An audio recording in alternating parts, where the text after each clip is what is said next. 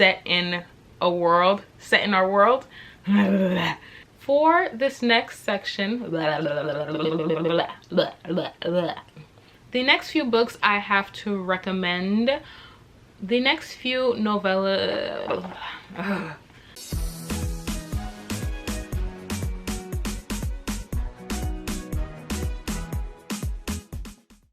Hey, how's it going? How's life? My name is Sophia. Welcome back to my channel. Today's video, I am going to be doing a beginner's guide to fantasy. I have been wanting to do a video like this for quite some time now, and I think I have enough recommendations for a vast variety of readers. This video is going to be split up into several sections, and within each section I am going to be giving at least three recommendations for that particular section, if that makes sense. I don't know, but without further ado, let's get into the video. The very first type of fantasy I'm going to be recommending are fantasies set in modern times. So these are going to be fantasies that are set within our world or a world that is adjacent, similar to our own. The reason why I decided to do a recommendation with fantasy set in our world is because I feel like oftentimes when you think of fantasy, people think of high, epic, 1,000+ page fantasy. And I feel like because these books are set in a world similar to our own, the world building isn't as intense and will be easier for a newbie to get into. The very first recommendation I would like to give for this section is going to be The Inheritance of Orquídea Divina by Zoraida Cordova. This is a multi-generational story following the Montoya family. In one timeline, you are following Orquídea Divina from childhood up until adulthood. And in the present day timeline, you are following her children and her grandchildren as they are called back to her estate because Orquídea is dying and she has to pass on their inheritance to them. This is a story that deals with a lot of difficult topics. It deals with topics such as child neglect, generational trauma, family trauma, and things like that. And I think that the author did a really good job at exploring those themes with care. This is a very beautifully written story. The prose are gorgeous and flowery, but not to the point where it's overwhelming to the audience. There is a bit of magic. I would describe this as more of a soft, magical, whimsical fantasy story. And so if you are trying to get into fantasy, I feel like this is great because the magic system is very soft and whimsical, and there aren't any hard and fast rules that you need to know in order to enjoy this book. The next book I have to recommend is going to be Library of the Unwritten by A.J. Hackworth. In this story, you are following our main character, Claire, who is a librarian working in hell. Oftentimes within this library, books will come to life, and so it's Claire's responsibility to take care of those books and make sure they don't escape hell. One day a book manages to escape into our world and Claire has to go hunt it down, and the story goes from there. That is like a very basic synopsis, but I feel like this story is so much more than the synopsis. This has a found family aspect to it, and if you love found families, I feel like you will really enjoy this series. This also deals with difficult topics such as depression and suicide, so be aware of that going into it. Personally, I feel like the author did a good job of exploring those themes. It didn't feel like the author was exploring those themes for trauma porn. It felt like the author actually genuinely cared about exploring themes of depression. Also within this world, there is a war potentially brewing between heaven and hell. So if you like that, if you like conversations about like good and evil and morally gray and things like that, I feel like you would really enjoy this. The writing for this is very simplistic, which makes it very quick and easy to get through. I found that the character arcs as well as their relationships with each other was very well developed and explored perfectly. This is a fun time. Would highly recommend. Obviously it's on this list. The hell? But yes, great book, wonderful. Like, pick this up if you haven't already. The next recommendation should come as no surprise to anyone. Like, if you've been on my channel, you know how I feel about this book. You know how much I love and adore the author's work, and that is going to be the Green Bones Saga by Fonda Lee. Now, this technically doesn't take place in our world. This story technically takes place in a world that is somewhat similar, adjacent to our own. In this story, we are following the Call family, which is a gang family, a crime lord family. Gang. Ah, you know what I'm saying? So embarrassing. This is another multi-generational story that takes place across many decades. This story has a little bit of everything. It has politics, it has action, it has drama, it has romance, it has familial dynamics. Like, this, if you want a little bit of everything, highly recommend this book. Technically, this does not take place in our world. It takes place in a world that is very much adjacent to our own. So the island of Kekon is actually inspired by various Asian cultures throughout the world, and then you have other countries within this world that are inspired by Western civilizations. One of my favorite themes that this trilogy explores is themes of diaspora identity. It is perfection the way that Fonda Lee explores this. I do have a full series review that I'll leave linked up above and down below for you guys to check out. One of my favorite videos I've done on this channel, and I think you should watch it, not gonna lie. But yeah, so this is like a great book for you to pick up if you're new to fantasy. I will say that the magic system is a bit harder. There are more rules and things that you need to understand in order to read this. But I find that the way Fonda Lee explores the magic system is very engageable, graspable, approachable, digestible. Like, she explains it in a way where it's easy to grasp and understand what's going on. But yes, and my favorite character, Hilo, he's so fine. I love him. Best character of all time, not gonna lie. But yes, if you haven't read this trilogy yet, I highly recommend picking it up. For this next section, I am going to be recommending fantasies that are inspired by or reimaginings of different mythologies across the globe. The first recommendation I have to give to you guys is going to be pretty popular, I'm not gonna lie, but I still think it's worth the read if you haven't read it yet, and that is going to be Circe by Madeline Miller.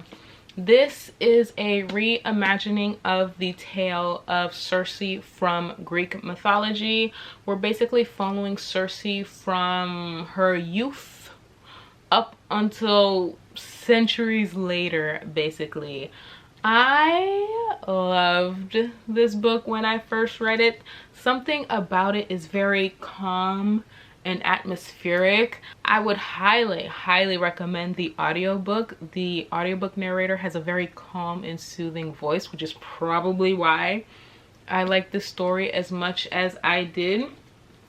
Cersei as a character is very soft-spoken. She's very quiet. She's very much so used to being in the background and not taking up too much attention, which was very interesting because I feel like a lot of fantasy books that I read, the character is very much so hot-headed. They're very brash, very brazen, but Cersei is the exact opposite of that.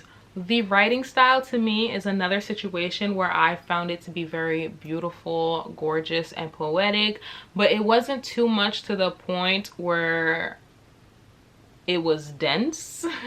If you haven't read Cersei yet, I would highly recommend. If you like Cersei, I feel like you need to read this next book. Like, they have a similar vibe while also being completely different, and that is going to be Kaikeyi by Vaishnavi Patel. This is a reimagining of Kaikeyi's story from the Indian myth, the Ramayana, I believe is how you pronounce it.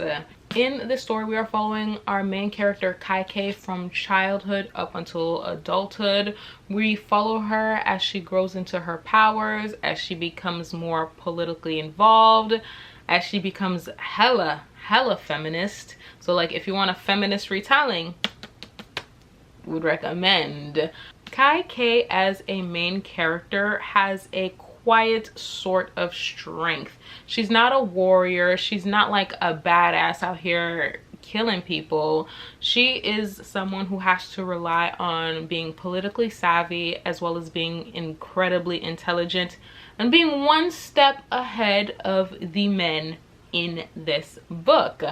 I love Kaikeyi as a main character. She's very sweet, and I feel like the author did a really good job at making her likable and making you want nothing but the best for her. Like, as things were going down, I was you know what I'm saying? I also loved the character dynamics and the character relationships. I feel like those were very well fleshed out, and it was interesting and heartbreaking to see how some of those relationships played out in the end.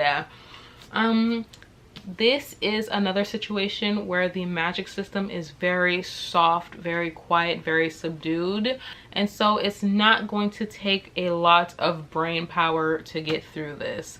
This is a beautifully written story. Like, I love this so freaking much. Definitely highly recommend. This was part of my best books I read last year, so if you want, I'll leave that video linked up above and down below as well for you guys to check out.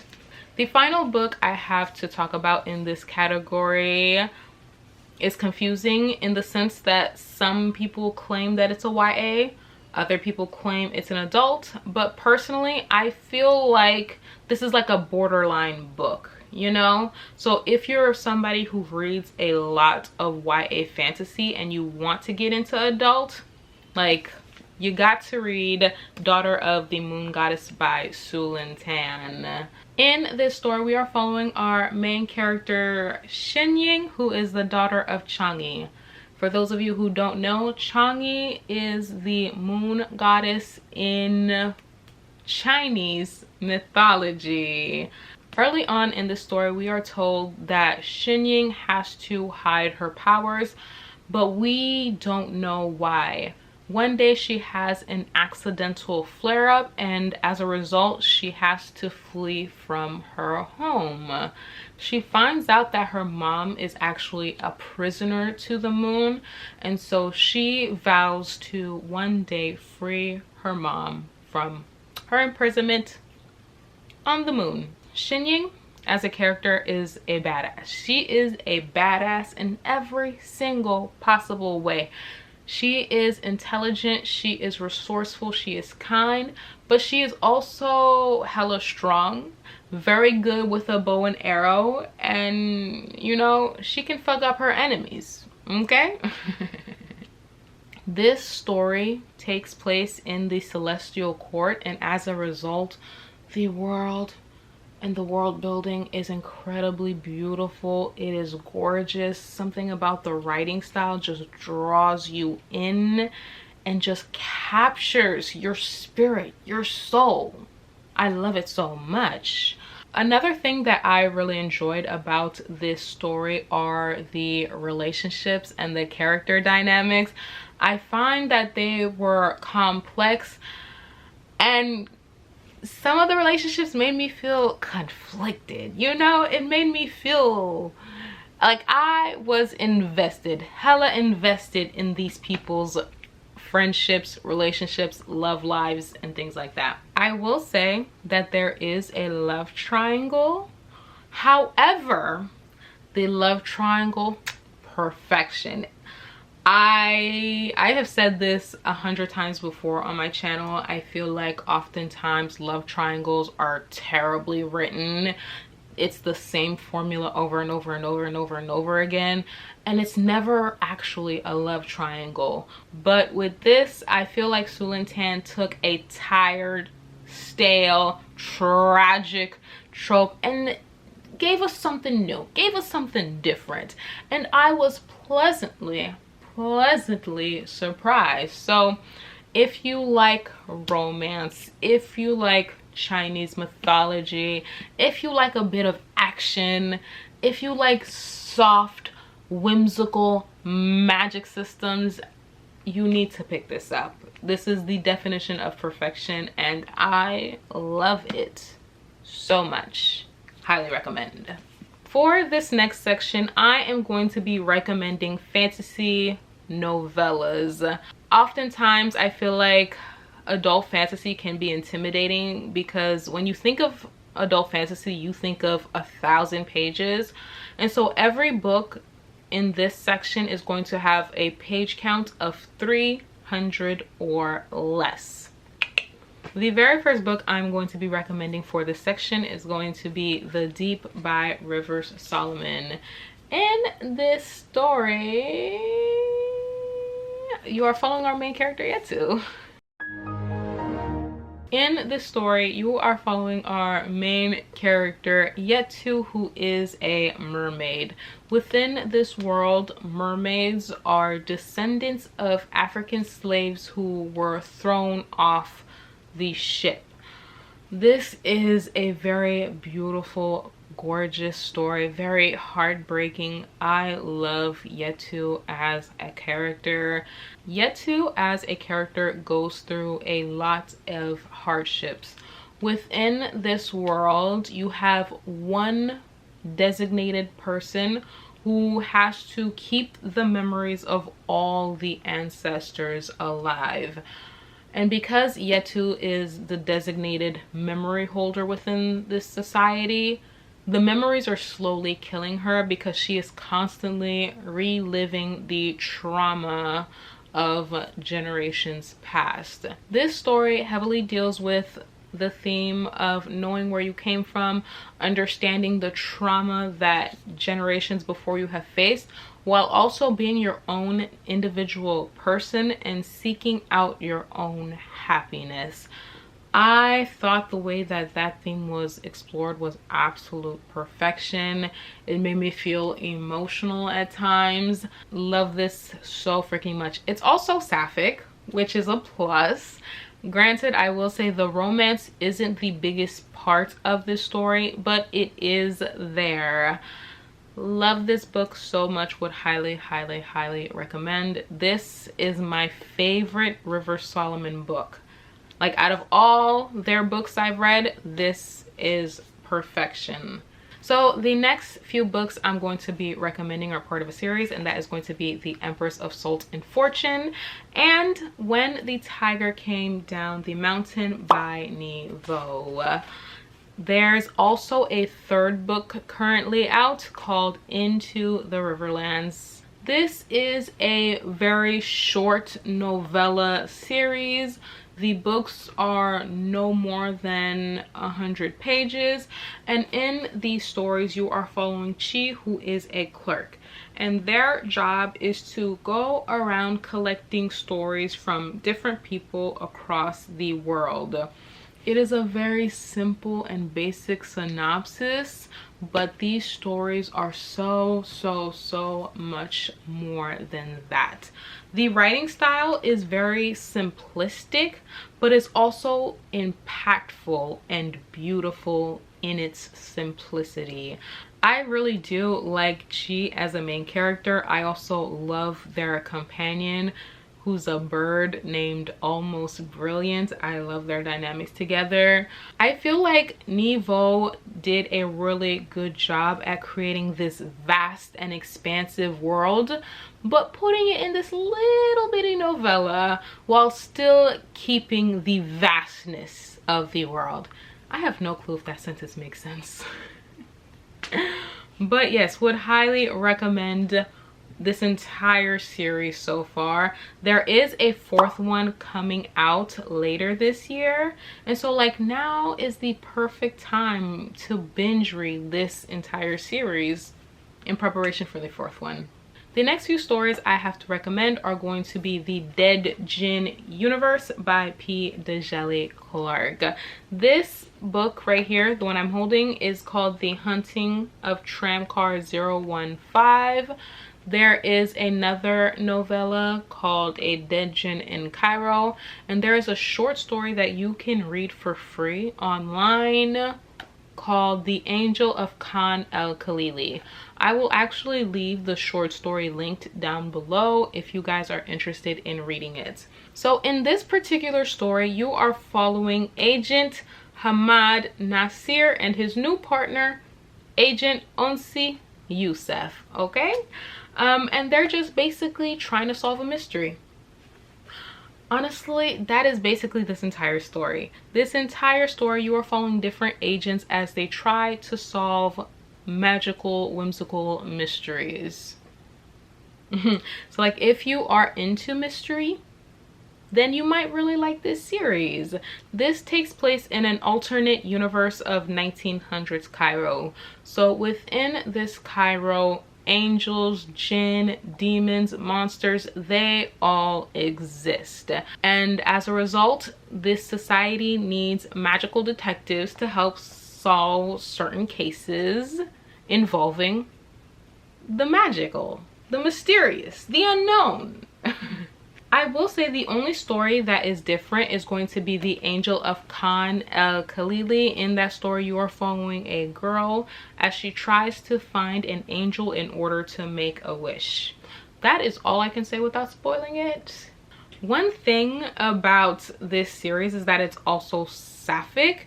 In A Dead Djinn in Cairo, you are following another character named Fatma, who is also a detective within this world, and she has a sapphic love interest.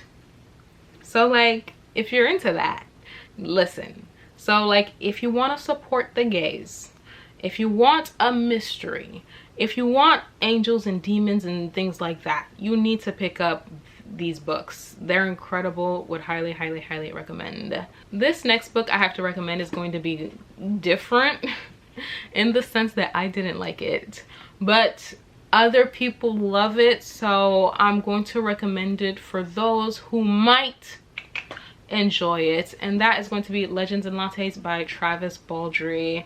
If you've watched my Nebula video, you know exactly how I feel about this book, and so you might be wondering, why would you recommend a book that you didn't like? Well, this book is popular. A lot of people love and adore this book, and I feel like I am in the minority. So this is going to be a recommendation for those who like vibes. Like if you just want no plot, static characters, you might like this. In the story, you're following our main character Viv, who is an orc, and she is also a retired mercenary. And so she decides to open up a coffee shop somewhere where nobody knows what coffee is. And so this entire story is following Viv's journey as she scouts out a location, builds a new coffee shop, brings in customers, and things like that. If you like Viv as a character, and if you like her relationship dynamics with the other characters, you will love this book. You will adore this book. I'm recommending this for those of you who might like it, who might like a cozy, no plot, just vibes type of story. This final category of recommendations is going to be miscellaneous.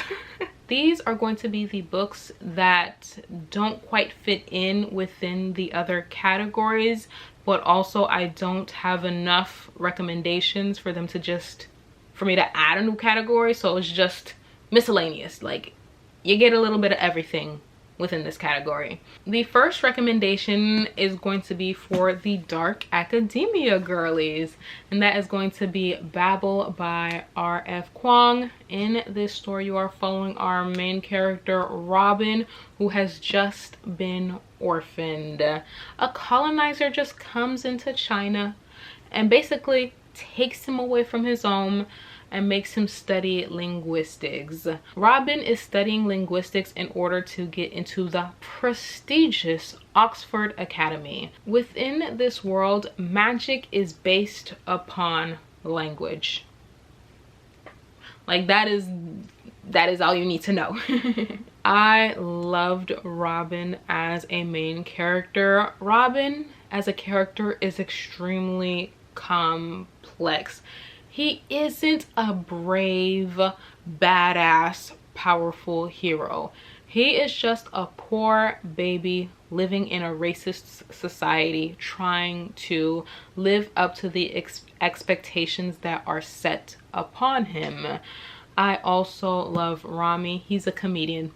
He's funny, but he's also an intellect. We love to see it. And then Victoire is my precious little intellectual baby. She deserves nothing but happiness and joy. And then, you know, we're team fuck Letty in this household, okay? Like, what can I say? And no shade. This is a story that deals with very difficult themes such as colonialism, imperialism, racism, as well as racism in academia. It's also a story that discusses white privilege and how oftentimes certain people can't see past their privileges because they have a marginalized identity. Even though you can be white and marginalized, at the end of the day, you still have privilege based on the color of your skin. This is a wonderful story. Would highly, highly, highly recommend. Pick it up if you haven't already. This next recommendation is going to be equal parts political fantasy and equal parts romance, and that is going to be Empire of Sand by Tasha Suri. In the story, you're following our main character Meher, who is half Amrithi. Within this world, Amrithis are looked down upon within society and are discriminated against.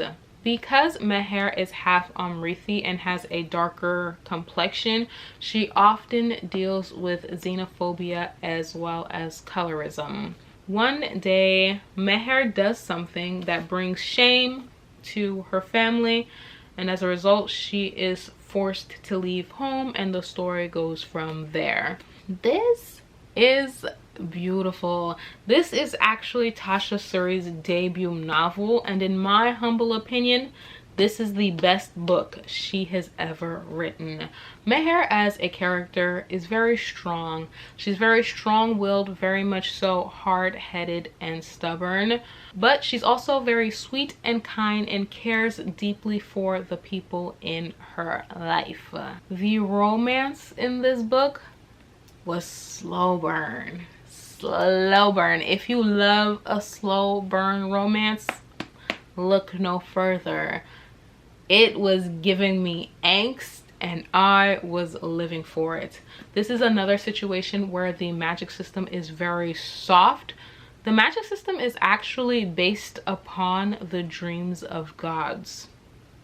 And so if that sounds interesting to you, highly, highly, highly recommend picking this up. The final book I have to recommend is going to be The Bear and the Nightingale by Catherine Arden. In this story, you are following our main character, Vasya, who is from a small, tiny little town. This is basically exploring Christianity and how it's basically overtaking this village. That is literally the best explanation I can give right now. There is a priest in this book. He's very much so an asshole, very much so forcing his belief on anybody.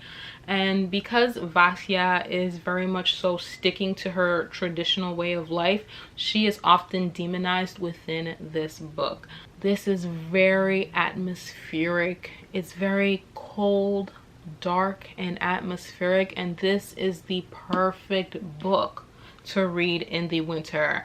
I actually read this in December and it was just a perfect reading experience overall.